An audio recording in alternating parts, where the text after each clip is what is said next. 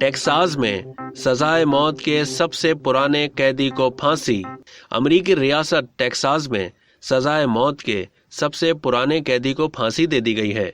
78 साल शख्स को 30 साल पहले मामूल के ट्रैफिक स्टॉप के दौरान एक पुलिस एहलकार को कत्ल करने का मुजरिम करार दिया गया था।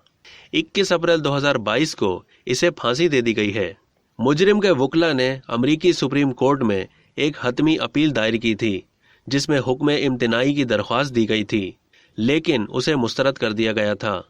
टेक्सास के महकमा फौजदारी इंसाफ के मुताबिक मुजरिम को मोहलिक इंजेक्शन के जरिए फांसी दी गई और मकामी वक्त के मुताबिक शाम 6:39 पर इसे मुर्दा करार दिया गया। मुजरिम टेक्सास में सजाए मौत का सबसे मौमर शख्स था। टेक्सास किसी भी दूसरी अमेरिकी रियासत के मुकाबले में ज्यादा कैदियों को मौत के घाट उतारती है।